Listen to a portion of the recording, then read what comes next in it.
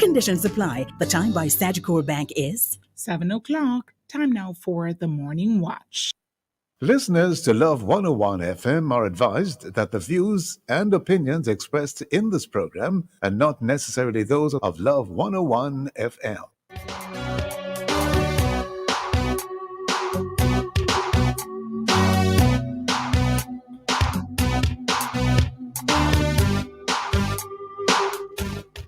Hello and welcome to the Morning Watch on Love 101 FM. I'm your host, Dylan Toussaint. A special welcome to our listeners on love101.org, and if you're overseas and on the move, U.S. listeners can access us at 712-832-8001. And if you're in the UK, 0330-332-6541, or join us via the Love 101 FM app that can be downloaded from the Google Play Store or the Apple Store. You can also join us on Love 101 FM Facebook and YouTube Live. In the first watch today, analyzing the reactions to some missing persons cases. And in the second watch, when garbage piles up. Our social media question we ask, why do you think some missing persons cases get more attention than others? Please share your responses on our Love 101 FM Facebook page and YouTube channel, and also on WhatsApp 876-997-3125 using the hashtag The Morning Watch. We'll share your responses later on in the program. But before all of that, here's I quote. This morning's I quote, why do you... Oh, no, that's not the I quote. That's a question. The I quote says, one finger can't catch louse. One finger cannot catch a louse, meaning it takes teamwork to achieve much. Good morning, Dr. Blair. Good morning, Reverend Dr. Balance. You get used to the doctor title yet? No. Yeah, I've been wondering. I don't know if you saw the clip on TVJ yesterday, but the heat wave in England. Mm-hmm. You know, it's in Jamaica as well in many ways. Yes. Oh, yes. How are you coping? Drink plenty water, and even that is still not enough. Yeah, but the water get turn hot very quickly. I know, right? And then there's this thing called age and stage, but we won't go into that this morning. No, that's a topic for another morning watch, okay? And you be the guest. You be the guest. The first watch will be back after this break. Thinking of contracting a cleaner? Contact Bulldog Cleaning Services for office cleaning, commercial cleaning, janitorial services, post-construction cleaning, Airbnb and apartment cleaning, tile strip and restoration. Pest control services are available. Contact us at 876-227-3612. Superb discount to contract customers. Bulldog Cleaning Services, your professional cleaners. Hey, Scholar! The CKR Ministries Scholarship Grant of $140,000 could be yours. Simply write an essay of 300 words on why you are the ideal candidate. Include your name and contact number. Must be a Jamaican academically thriving student between the ages of 16 to 19 that is in need of financial tuition assistance. Must already be enrolled or accepted in high school or university. Email submissions to ckrscholarship@gmail.com. Application deadline August 26, 2022. For more details, WhatsApp 17802715074. Hello! Rata just got better with a new prime Rata bundle on Digicel, Jamaica's #1 LTE network. Serious? With up to 12 gigabytes of any-use data, up to 2,000 minutes for calls, plus dedicated data on Digicel apps, which now includes data for Spotify, Apple Music, and HBO Max. There's no better plan for all your content needs this summer. Say less. Me gonna get a plan up on the My Digicel app. Mr. Rata! Activate a prime Rata bundle today for as low as $175.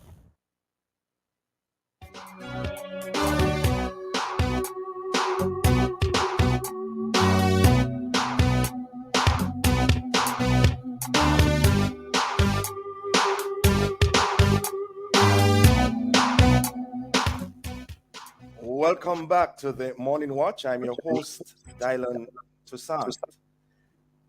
Now, it seems that of the dozens and hundreds of persons that have gone missing and feared dead in Jamaica, only a fraction of them seem to get significant attention in the media, if at all. Why is this so? And what does this say about our priorities as a nation? Also, what could or should be done to help reduce the incidence of missing persons? To answer these and other related questions, we have online Mr. Michael Diamond, attorney at law, president of the Consumer Intervention Jamaica, and Dr. Deborah Hicklin Gordon, UWI lecturer, cultural and media studies. Good morning to you both. Morning, good morning. Good morning. All right, good to have you both with us. All right, now, as far as you know, what are some of the main reasons for persons going missing? Beginning with you, Dr. Hicklin Gordon. The reasons that they go missing, that's an interesting one. Well, there are some people who run away.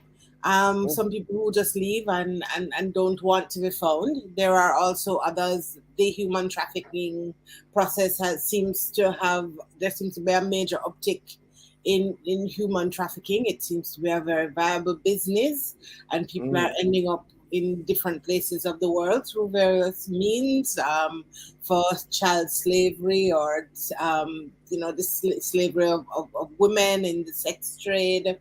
The increase in crime and violence causes, abduction, and people go missing and are found dead. So there are a number of reasons why people, were here today and then gone tomorrow.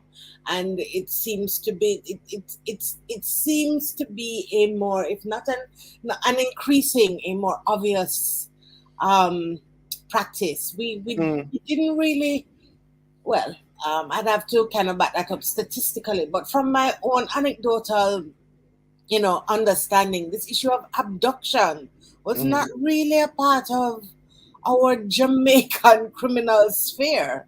And I think even that of itself is something that we need to look at.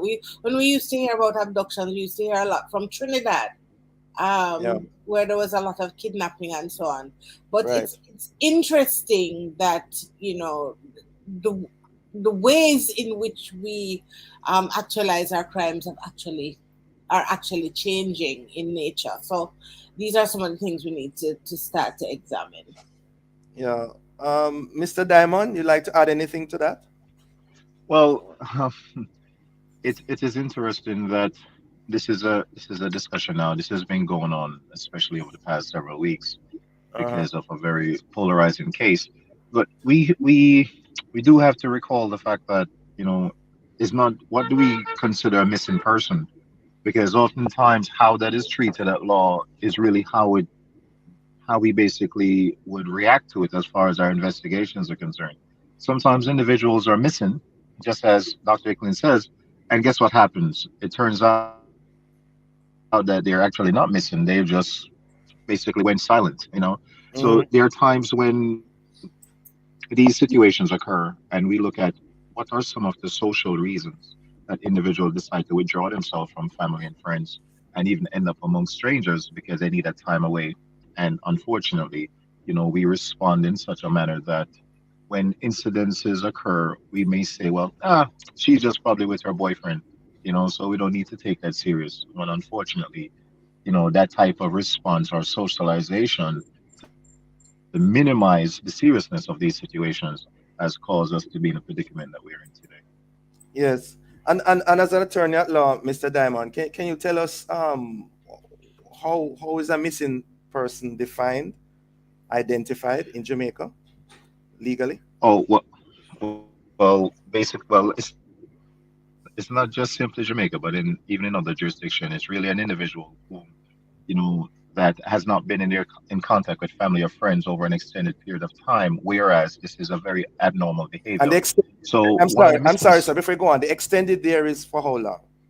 in the Jamaican context. And that's the thing. There's a misconception regarding about how long that is. It is just a matter of that once this is an individual to whom you have been able to communicate with without any incident, and it seems that you have been unable to reach this individual, it's really not a matter of whether this person is on out of touch for 24 hours or more. It's just that they have not been able to be reached in any constructive manner, and this is very abnormal to their usual behavior. Okay. So there's really no time limit on it. Yeah, yeah.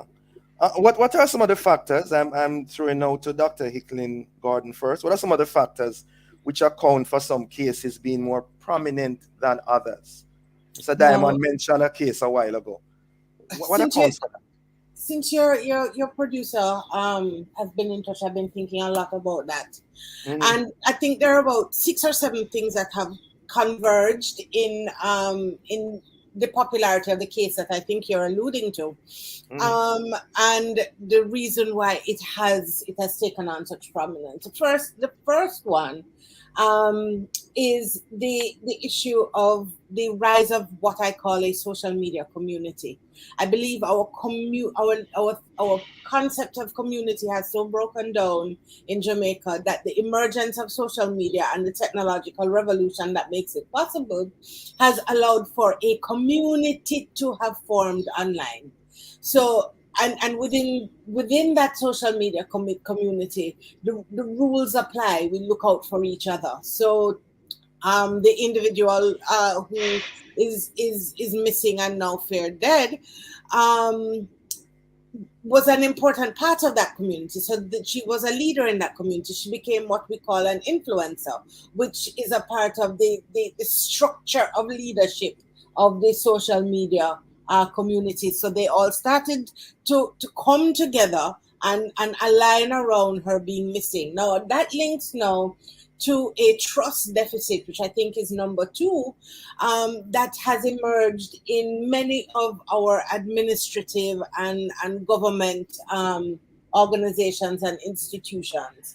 So the trust in the police, and because a policeman is involved or alleged to be involved in this particular case that I think we're talking about, it has kind of deepened the distrust in that in that particular case.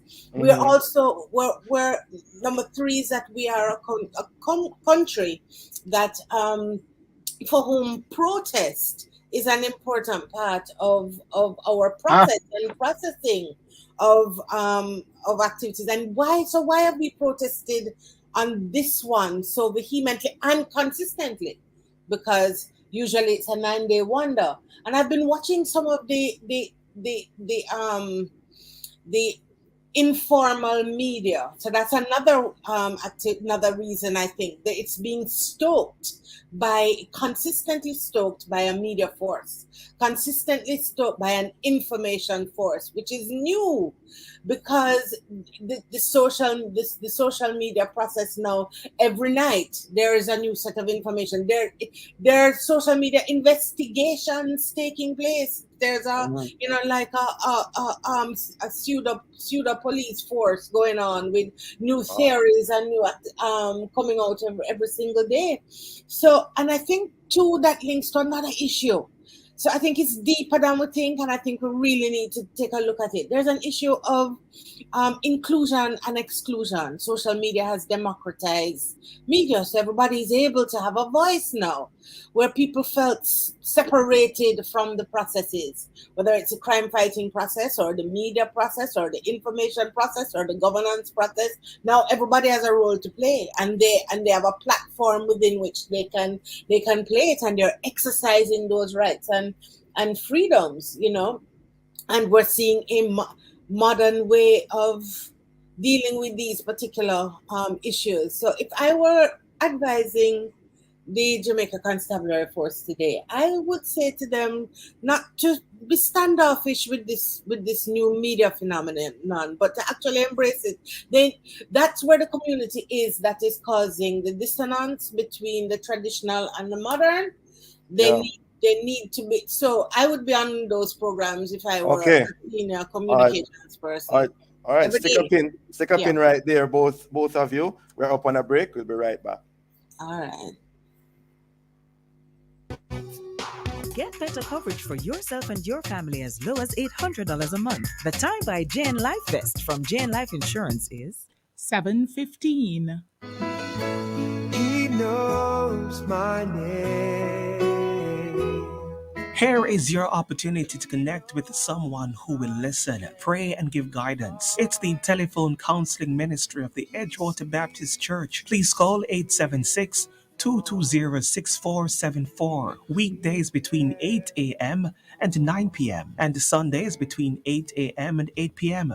Please talk to someone if you're finding it particularly challenging to cope during this period of global crisis. Someone is waiting for your call. Please reach out today.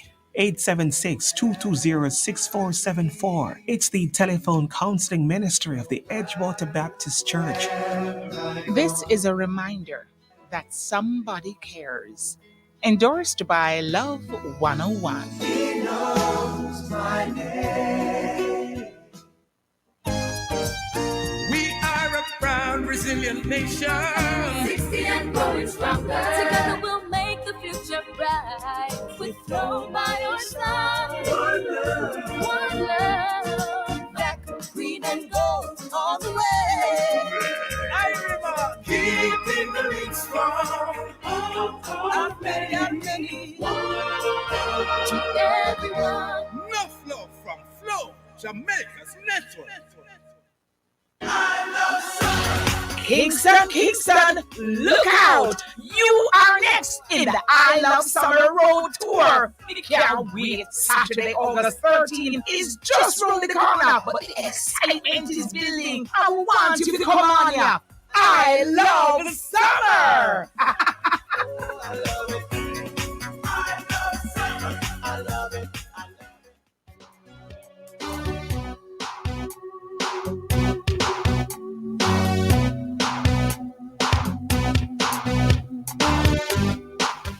Welcome back to the Morning Watch. Thanks for staying with us. I'm your host, Dylan Toussaint. And in this, the first watch, we are seeking to analyze the reactions to some missing persons cases. And in so doing, we have online Dr. Deborah Hicklin Gordon, UWI lecturer in Cultural and Media Studies, Mr. Michael Diamond, President of Consumer Intervention Jamaica. Good to have you still with us both. All right, in the first watch, in response to the question, what are some of the factors which account for some cases being more prominent than others? I believe I heard Dr. Hicklin Gordon mentioning stuff like social and informal media community, trust deficit, protest as an important element of the culture, etc., etc. Mr. Michael Diamond, your thoughts? One of the things that, let's consider this, that the most important factor is community. And our definition of community deals not just simply in where you live, but how you really interact with others. In the past, the thing about slavery and slaves is that most of the slaves that were able to be taken, these were slaves that were not necessarily attached to a community. These were nomads. And in situations like current today, when we hear of a missing persons case and it gets media attention, public's attention, it has a lot to do with how that community is responding to the missing loved one. Now, there's no doubt about it that, there has been this undercurrent conversation regarding what we would say, the appearance of that individual, to say that one particular look gets more attention than someone else. And we have to be very careful when we reach that point, because if in fact, a very popular case, if the profession of that individual was unknown, would it have still gotten the same type of attention?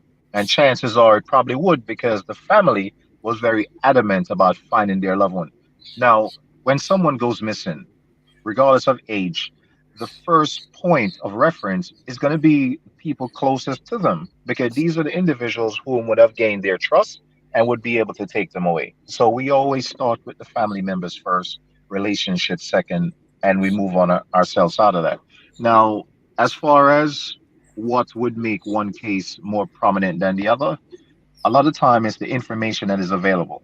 And there are times when that is either communicated properly because the security forces are seeking the public assistance, and there are also times when their investigation is so fragile that there's only so much they can reveal to the public as not to alert the criminals of what they're looking at. So it's a balancing act. And of course, as Dr. Eklund mentions, there is that trust issue. There is that deficiency when it comes down to the police and the public.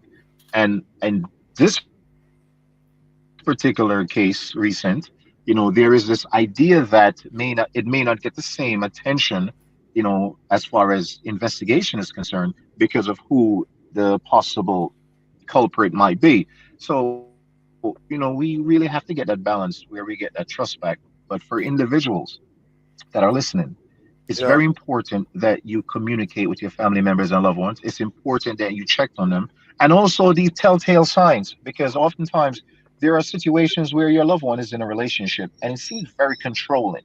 We have to be very careful in situations like that, because once what we're seeing is that perpetrators, if they have the perception that your family or friends don't really care about you, they believe they can do whatever they want and get away with it.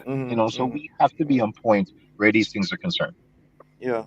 And wouldn't it be true to say that the stridency of the family and friends and neighbors have contributed a lot to this, Mr. Diamond? Absolutely, absolutely. Because Especially in the case that you're referring to. absolutely, and that is something that we continue to applaud the fact that they were very unrelenting and demanded more information. And Yeah. when that wasn't forthcoming, it really galvanized into, wait a minute, why is it we're not getting information? Because the more information we get, we would be able to support this investigation. And Yeah. then for those who are unaware of what's going on, they could become aware and might have information that they can also lend to the investigation. So the fact that family and friends and even strangers, became very unrelenting with the progress of the investigation, this is something that, is quite commendable. But what of the others that has not received the same amount of attention? So we are in a situation even now, quickly to mention that someone was missing in January early of this year, and the Yeah. last person that they were with was their husband.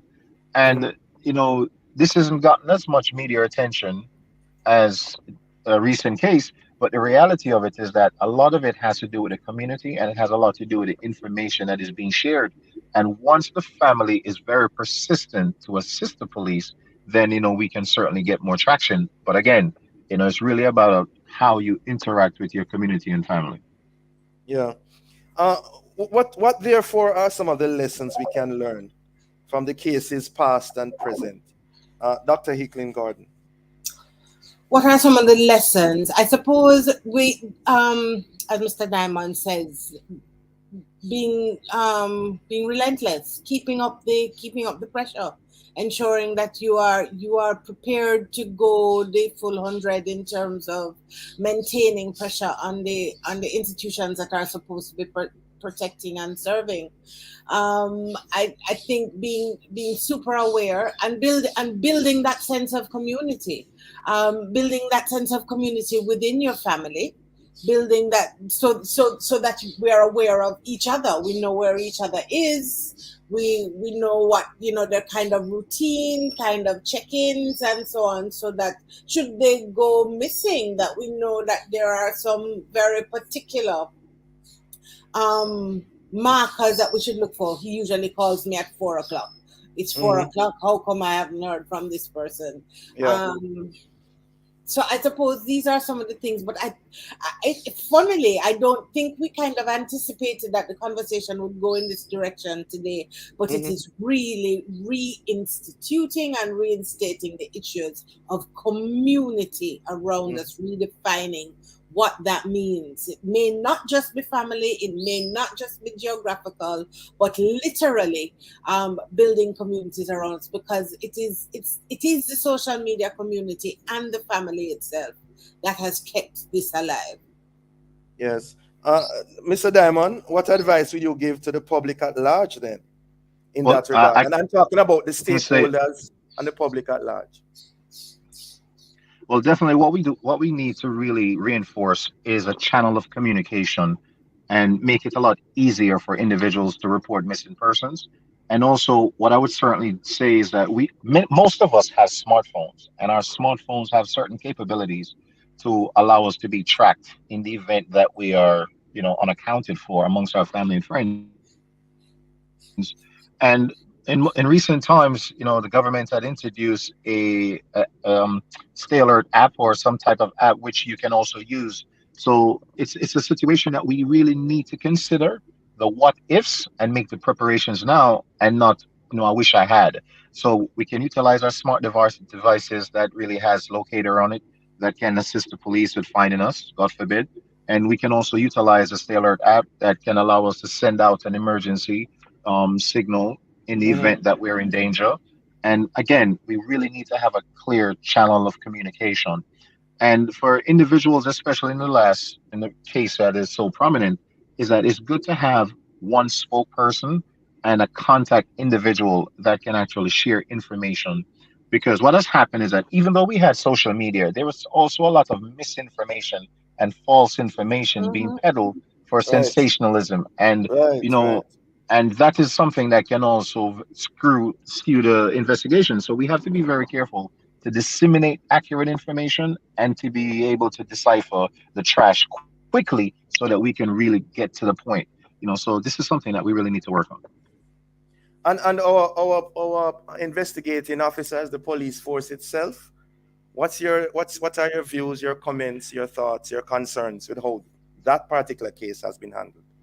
Well, I can tell you that, as far as giving a rating is concerned, we have to be so careful because, we do have good men and women in our law enforcement, and our investigators do their work. There's no doubt about it that each case has its own merits that can make it even more difficult. But the reality of it is that the communication aspect of it is something that needs to be worked on. Because once you seem standoffish, especially in a case where a colleague might be involved, we have to be very careful. And we also have to remember that even in situations like that, the accused also has rights. So we can't just simply abuse one rights just to appease public opinion or perception. We have to have a balancing act. But again, communication is key. Effective But communication is as key. I yes, as I throw to you, Dr. Hicklin Gordon. I mean, yesterday we hear of an arrest and charge among the police force. They have been doing some work, haven't they? Well, I think there's a lot to do with the issue of perception. Not many people know exactly, kind of what the rules of engagement are with regards to that kind of investigation. And I think Mr. Diamond might be better able to tell you what some of those things are. But in terms of the process, due process that needs to take place in order to arrive at the point at which an arrest is made or a charge is laid. And I think the police is trying to be very careful about this one. They've not had a very good record in the courts in recent times in terms of the gathering of evidence and causing that evidence to stick. So I think what is happening is that there is a lot of care that is taking place in the legal process, but that's not my forte. For me, the issue is communication, and I think there needs to be, rather than chastising the community that is seeking to support, albeit in ways that might be problematic because of the misinformation and so on. I think there needs to be a greater understanding of that community, and I use the word infiltration, but really kind of an working with that community in order to be able to ensure that the information that is going out, explaining to them these are the rules, and saying if you say these things, it's going to affect the case, it's going to affect the jury selection, it's going to affect this one, so that you provide the rules within which formal media might know and understand a little bit more clearly. So yeah, those I think are the major issues that need to be addressed at this point. Yeah. Well, thank you both for joining us this morning as we explore the whole matter of reactions to some missing persons cases. And we Absolutely. really hope that those who are still missing, that there be closure to these matters and that they are found. Thank you so much for joining us. Um. Have a All right. Thank productive you day. for having us. All right, take care. Listeners, the Morning Watch will return in just a moment.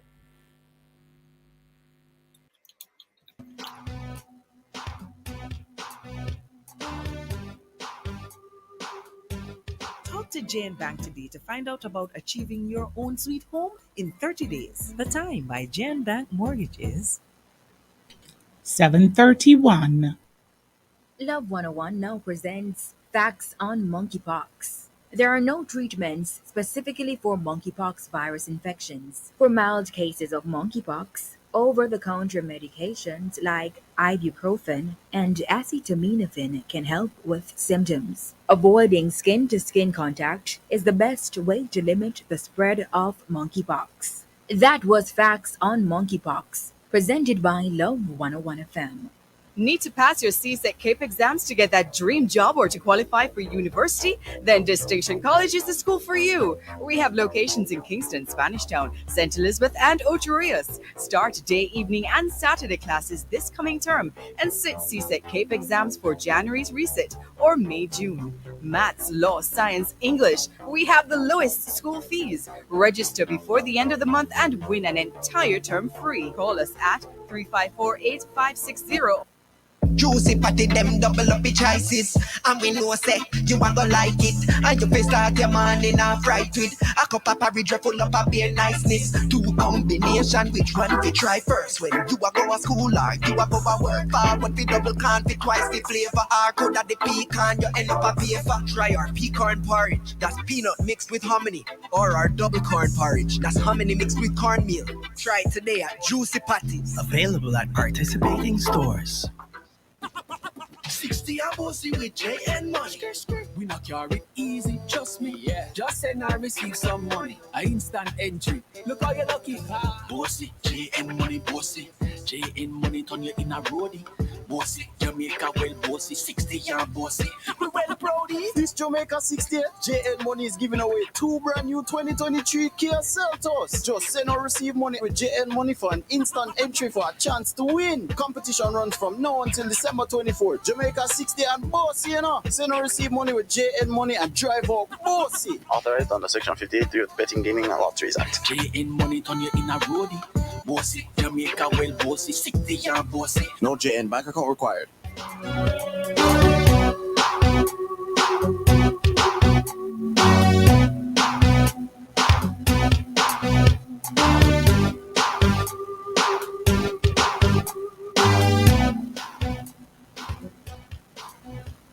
Welcome back to the Morning Watch. Thanks for staying with us. I'm your host, Dylan Toussaint. Let's now look at the newspapers to see what Jamaicans and others are saying and doing. In the Gleaner, we need the body. In plea for closure, Donna Lee's family demands cop tell all. Also, mom pleads for peace after Gregory Park fire bombings.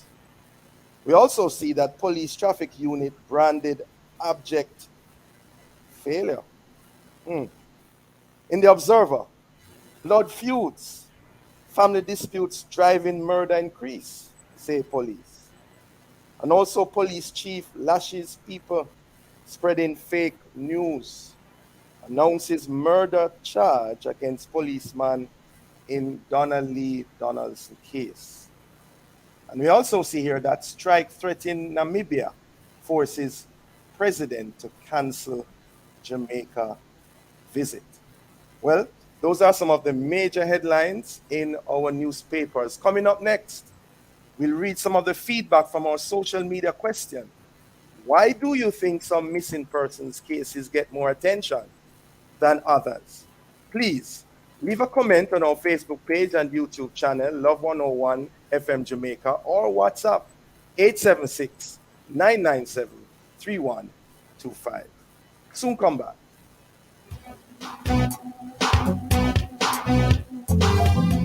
King for the summer. Flow, you are the king for the flow. Some summer 60 mil cash and prize for the winners. Run a summer. Enough winnings. Make sure you're in. Win your share of over $60 million in cash and prizes. Scratch your phone and win instant prize, plus a chance for win weekly prize of cash, tablets, and smart TVs. Dial *129 *6 number sign to activate any unlimited social plan. Get a yard on road plan or pay your bill on time and in full to win. Visit discoverflow.co. Conditions apply. Flow from summer. For the summer. 60 mil cash and prize for the winners. Some summer. Enough winnings. Make sure you're in. The king said that. King for the summer. Flow, you are the king for the flow. Some summer. Plenty prize in a flow some summer. Authorized under Section 58.3 of the Betting, Gaming and Lotteries Act. Answers and Simplicity are celebrating Jamaica 60 with up to 60% off. Up to 60% off from Answers Gifts and Home Center, Answers for Children and Simplicity. Now till Saturday, September 3. Answers and Simplicity store-wide sale. Come celebrate 60 with us. What is love? Love is what my mom did to raise me right. I guess that's why the best dressed chicken is the only chicken in my home. It's grown with no antibiotics ever, so that means it was raised right too. The only thing I can't figure out is what mom does to give it that little extra love. The best dressed chicken is simply the best chicken. If anyone's going to add something to my best dressed chicken, it's going to be me. This is your moment. No antibiotics ever is another way the best dressed chicken makes life delicious. Look for our no antibiotics ever promise on every package. Kingston, look out! You are next in the I Love Summer Road Tour. We can't wait. Saturday, August 13th is just round the corner, but the excitement is building. I want you to come on here. I love summer!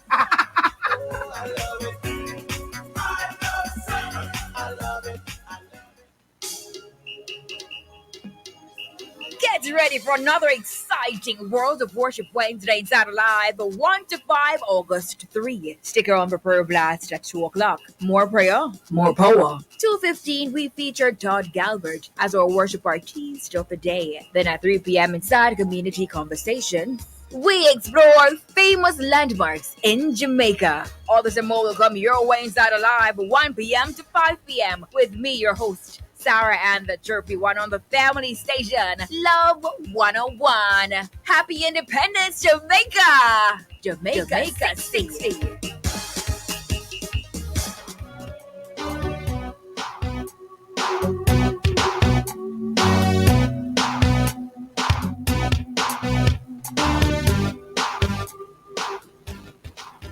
Welcome back to the Morning Watch. Thanks for staying with us. I'm your host, Dylan Toussaint. Let's now join Nadine for a look at how our Facebook, YouTube, and WhatsApp friends answered today's question: why do you think some missing persons cases get more attention than others? Nadine? Boy, I tell you, this is a good question. There's so many responses. All right, Unice on Facebook says, because denial for people in high places different from poor people in low places. Olive on Facebook also says, everyone not equal as it should be. Geraldine says, money talk. Ryan says, because people are higher value on a person's life, depending on social or economic status, higher valued lives will receive more attention, sadly. Let's go to WhatsApp. Good morning, Mr. Dylan Toussaint. Why we don't get the attention that other people get? Because we have that different blood from them. We have a different family from them. We have a different knowledge from them. They are rich brain, so they have to get attention. If we die now and then take we and go throw in a precipice, nobody no business with we. Nothing bad news in a come. So two them have different blood. For them have to spread all boat and them put up money. Good morning, Mr. Dad and Toussaint. Good morning, Auntie Nadine. Good morning, listeners and guests of the morning watch. I think it's because of their popularity. Yeah, their popularity make the case get more attention than the other when people are missing. I think so. That's my view. Good morning, Mr. Toussaint. The reason why the big fish them different from the small fish. Fryers are fryers and big fish are big fish. And final comment I'll take because quite a few coming in. The ones pushed by a family or a support system gets more results and recognition. Kevin says, God bless. This relates to the question because there's a lot of partiality in law, lawlessness abounding, and the love of many growing cold. Over to you. Okay. We want to thank all those who responded. Interesting comments there. Well, as we segue into the second watch, besides it being aesthetically unpleasing and an assault to the nostrils, the reported instances of garbage piling up across the nation has become another health concern. And it's not only garbage from our homes. So why is there the pileup? What are some other negative effects? And what can or should be done in this regard? Well, to discuss these and other related issues, we have joining us Ms. Lorraine, and I hope I pronounced it correct, Lorraine Creary, Project Director of Jamaica Environment Trust, JET, and Mr. Dennis Chung, Chairman of the National Solid Waste Management Authority, NSWMA. Good morning to you both. Hello, good morning. You're muted maybe. Good morning.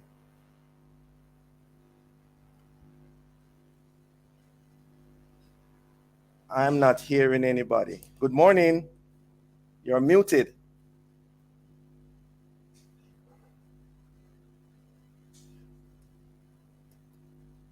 All right. Seems Lauren, yes, Lauren, you seem to be muted.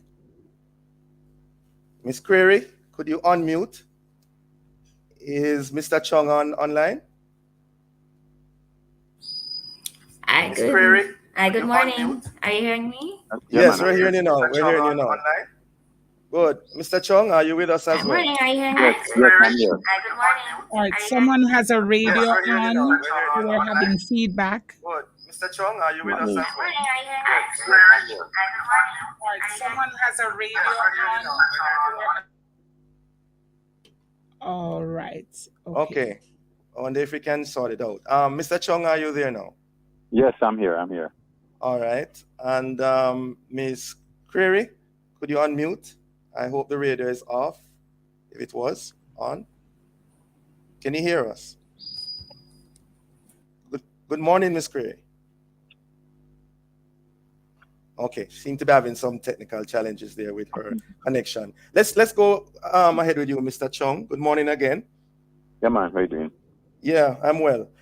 As chairman of the NSWMA, what explanation can you give for the reported pileup of garbage across sections of the society? Well, we had anticipated it, and we had, you recall, about 2 years ago, said that this would be the situation if we did not get the trucks.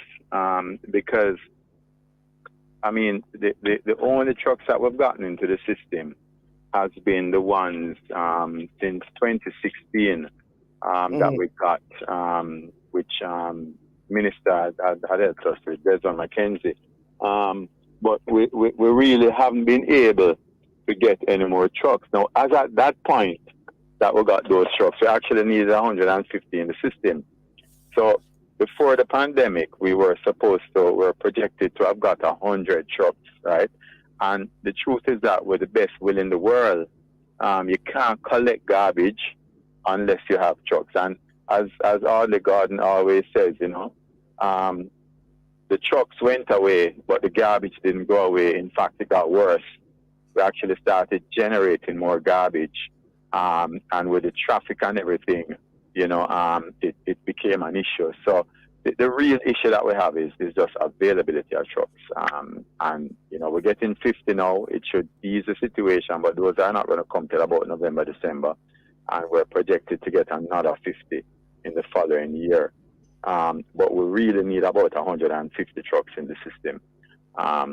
So it's very difficult, because of an aging fleet also. Even the private fleet is aging. So, that really is a fundamental problem where we have a pileup. Yeah.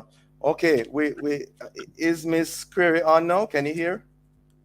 Yes, I was just having some issues, but I'm here now. Good morning. Good morning. Okay. Guess what? You're up on a break. We'll be right back. No break needed. Go right ahead. Oh, okay. All right. Miss Query, as project director of JET, what are your concerns really? The impact on the environment with this garbage pileup?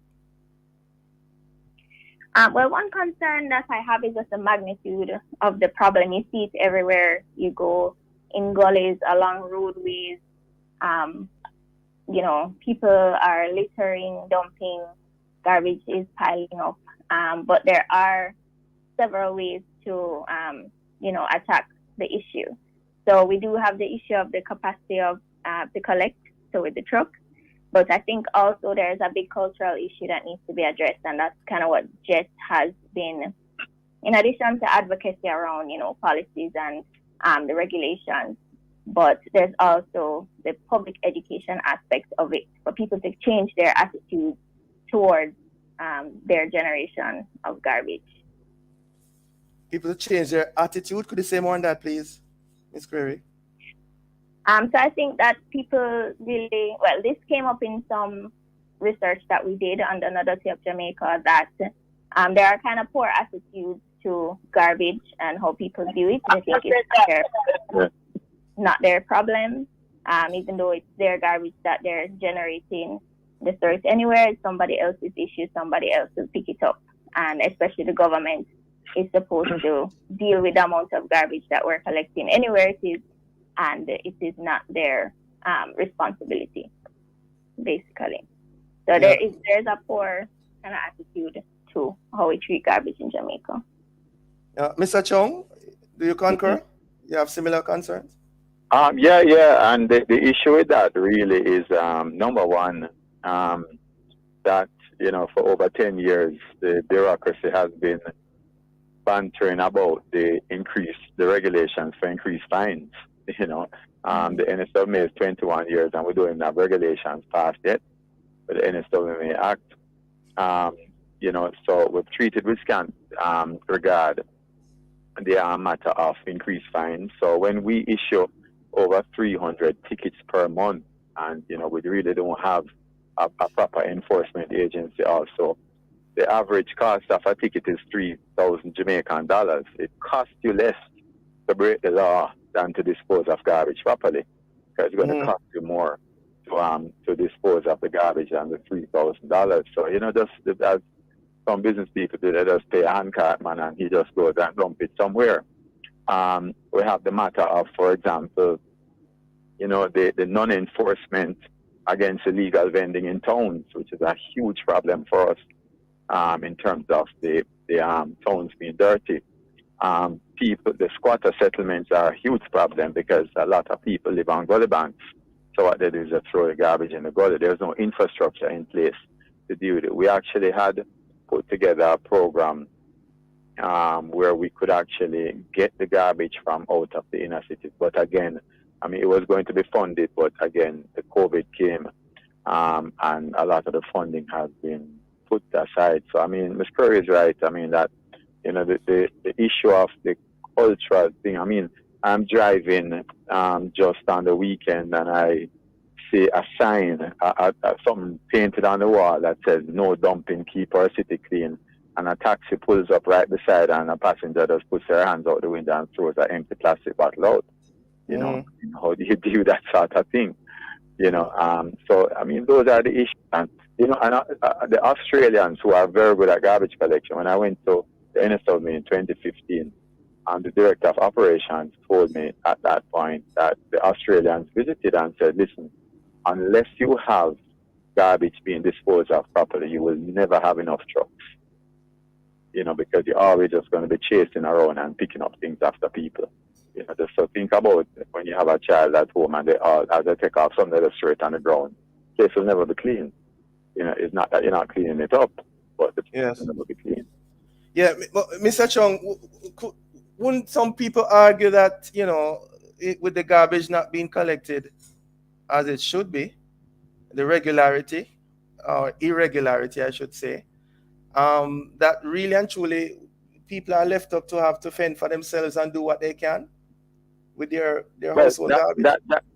That does contribute. I won't say that, and that's why I said the number one problem is the trucks.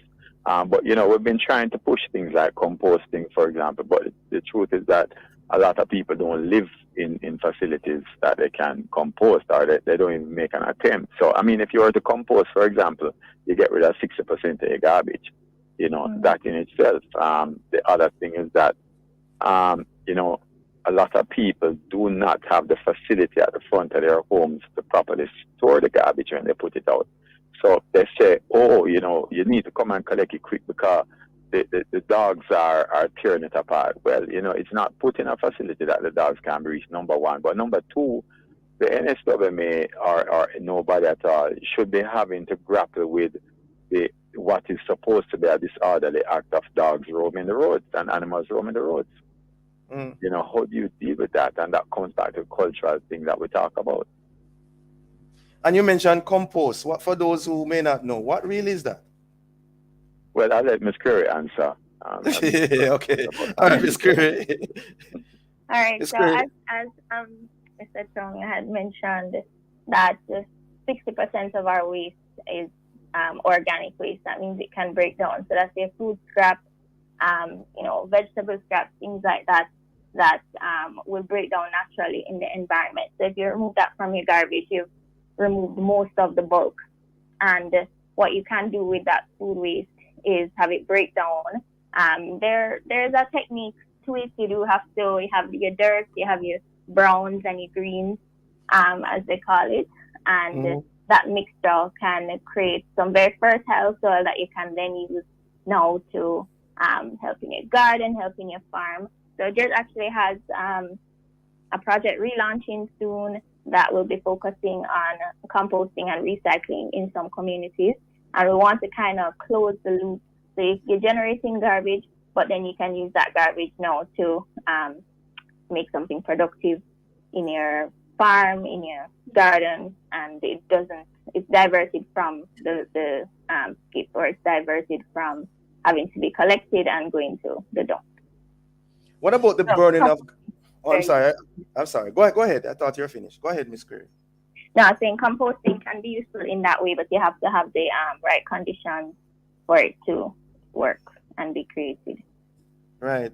And the burning of garbage as a Jamaican reality that people resort to. Your take on that, Ms. Curry? I mean, open burning is illegal in Jamaica, but the enforcement of that has not been very strong. I think we've even gotten complaints, and when we try to reach out to the authorities to remedy the situation for consistent open burning, we're not very successful in that side. If the garbage is piling up, I mean, and many persons just think that's the best thing they could do. Yeah, we do have a culture burning as well. Just burn anything, burn small piles of grass and clippings that you get. So it's a cultural as well as a necessity for some. I know there's an access issue, rural areas, the trucks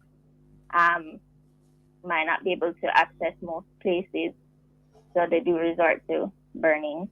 But I mean, in rural areas, there's so much space. Composting could be and I'm sure they do practice that because, that's passed down to use the scraps to feed the animals, to use in your farm. So, I mean, I'm sure they could increase the composting, but in those areas, it's kind of a necessity for them if the collection is in regularly.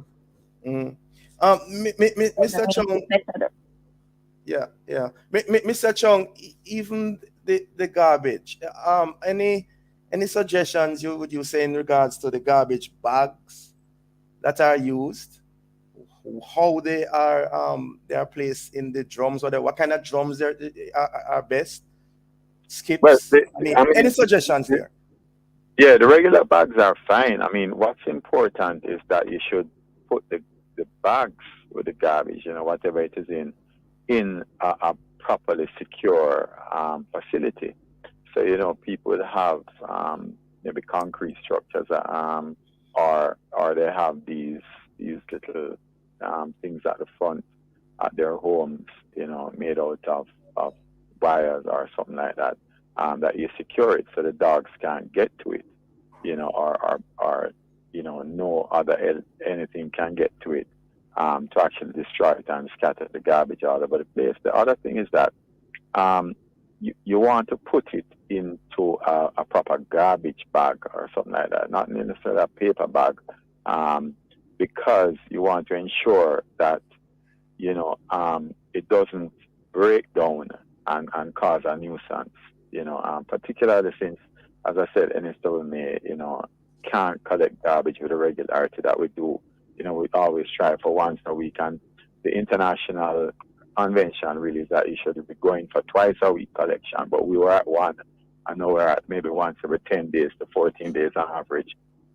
What it means then is that you want to get proper bags to put the garbage in, because it's going to stay a little longer. We know that, and we've said that, until the trucks come in, and also put it in a secure place, because we have an issue of animals on the roads, which should not be, but we have to police against it, by practicing that. So that's the appeal we make, in addition to, as Ms. Curry said, trying the composting. And, some people can't do it, so let's try and do that. It actually creates good manure for your backyard, or even your potted plants also, if you do it properly. So, that's the thing we have to do. Remember that, we're coming from, we're already a poor country before, and then we're coming from a pandemic. There are many countries in the world that, have suffered tremendously. I mean, when the government revenues is going to fall as significantly as it did for us, and the economy fall as significantly, there's a consequence for it. And, the government had to, as the minister said, divert funds to actually saving lives and propping up the hospital sector. So, we can't have our cake and eat it. We could have chosen to get garbage trucks and, people suffer because of the pandemic, or we could have chosen to, help to save some lives and have a little inconvenience a year or two later until we can get back to where we were. Yeah. Final thoughts, Ms. Query, 1 minute.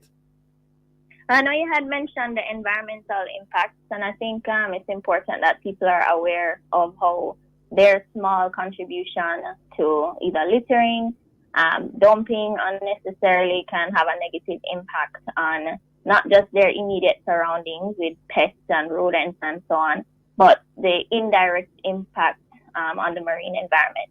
So Jet does beach cleanups every year, and we've been collecting, plastic bottles have been the number one collected item. And these items make their way down through gullies and rivers and end up in the ocean.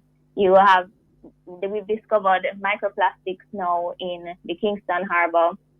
There's still the need, despite so many groups doing beach cleanups, to go out every week, every month to clean up beaches. And, people can make small changes to reduce how much plastic they're using in their daily lives, but I think it doesn't really cross people's minds. And I know we have competing priorities, but some of these changes are very simple. And if we have enough people making these changes, there can be a big impact.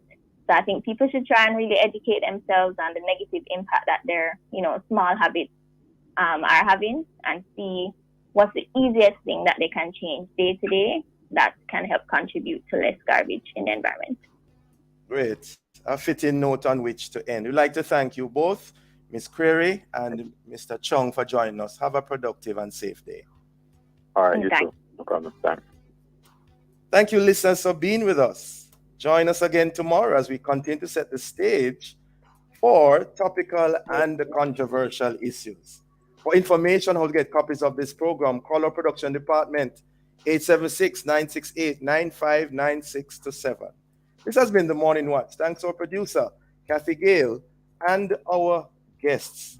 I'm Dylan Toussaint, reminding you to be purposeful, faithful, thankful, and of course, watchful. As I hand you back to Love in the Morning with Dr. Nadine Blair. Have a wonderful rest of the day, Rev. God bless. And to you. The NHF is here for you, helping